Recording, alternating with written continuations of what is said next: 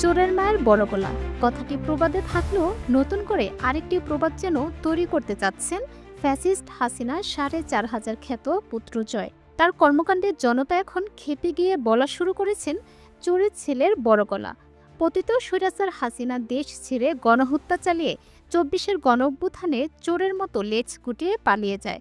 মা নির্লজ্জ বেহায়ের মতো গণহত্যা চালিয়ে পালিয়ে গেল তার ছেলের গলাবাজি যেন কিছুতেই থামছি না। এবার দুদকের অনুসন্ধানে যুক্তরাষ্ট্রে খুনি হাসিনা পুত্র জয়ের দুটি নজরকাড়া বাড়ির সন্ধান মিলেছে। বাংলাদেশের আয়কর নথিতে যেগুলোর কোনো তথ্য নেই। এসব বিষয় নিশ্চিত হওয়ার পর বাড়ি দুটি জব্দ করার উদ্যোগ নেয় দুর্নীতি দমন কমিশন দুদক। এই বিষয়টি ফ্যাসিস্ট হাসিনা পুত্র জয়ের সামনে আসার পর তা নিয়ে তার ভেরিফাইড ফেসবুক পেজে রীতিমতো বর্তমান সরকারকে চ্যালেঞ্জ করে পোস্ট করেছেন তিনি, যেখানে তিনি লিখেছেন, ইউনূসের নেতৃত্বাধীন এই অবৈধ সরকার আমার কিছুই করতে পারবে না। বর্তমান অন্তর্বর্তী সরকারকে এই চ্যালেঞ্জ ছুড়ে দেওয়ার আগে জয়ের জব্দ করতে যাওয়া বাড়ির বিষয়ে লিখেছেন, এই অবৈধ সরকার এখন চাপে এবং জনরোষের মুখে পড়ে জনগণের দৃষ্টি ভিন্ন খাতে নিতে আমার বিরুদ্ধে দুর্নীতি দমন কমিশনকে দিয়ে মিথ্যা অভিযোগ তোলার চেষ্টা করছে।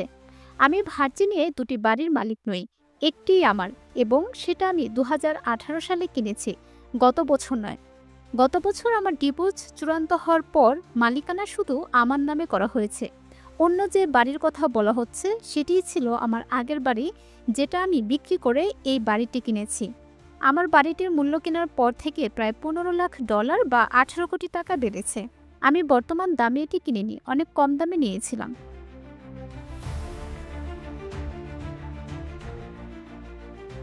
ফ্যাসিস্ট জয় এ সময় তার আয় অবৈধ নয় উল্লেখ করে লিখেন, আমি কোনো সরকারি কর্মচারী নই, আমি একজন আইটি উদ্যোক্তা।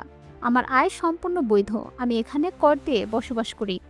FBI আমার বিষয়ে ইতোমধ্যে তদন্ত করেছে এবং অবৈধ কিছুই খুঁজে পায়নি। সেই কারণেই ইউনূস সরকার যখন আমার বাংলাদেশি পাসপোর্ট বাতিল করেছিল, তখন আমি দ্রুত মার্কিন নাগরিকত্ব পেয়েছি। যুক্তরাষ্ট্রে সত্যিকারের আইন ও বিচার ব্যবস্থা আছে। দুদক যদি আমার সম্পত্তি বাজেয়াপ্ত করতে চায় তাহলে তাদের আমন্ত্রণ জানাই, এসে পারলে চেষ্টা করে দেখুক।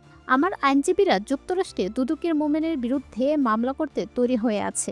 পতিত স্বৈরাচার পুত্র জয় এরপর তার পোস্টে বর্তমান সরকারের প্রতি চ্যালেঞ্জ ছুড়ে দিয়ে এমনকি তার কাছে বৈধ পিস্তল ও গুলির ভয় দেখিয়ে বলেন, আসলে এই অভিযোগের মূল উদ্দেশ্য হলো আমার ঠিকানা প্রকাশ করে আমাকে নিরাপত্তাহীন অবস্থায় ফেলা। কিন্তু আমেরিকার বাস্তবতা হলো এখানে ব্যক্তিগতভাবে অস্ত্র রাখা বৈধ এবং এর গুলিরও কোনো সীমাবদ্ধতা নেই। তাই এসব হুমকিতে আমি ভীত নই। আমি নিজেকে রক্ষা করতে সম্পূর্ণ প্রস্তুত ও সক্ষম।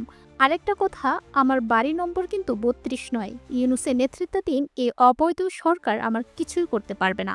ফ্যাসিস্ট হাসিনা পুত্র জয়ের এই পোস্টের পর রীতিমতো তাকে নিয়ে হাস্যরসে মেতেছেন বাংলাদেশি নেটিজেনরা।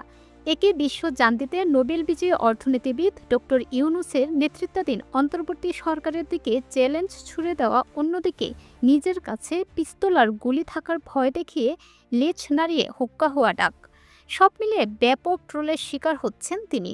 কে বলছেন ও পাগল হয়ে গেছে, ওরে পাবনা মানসিক হাসপাতালে পাঠাও।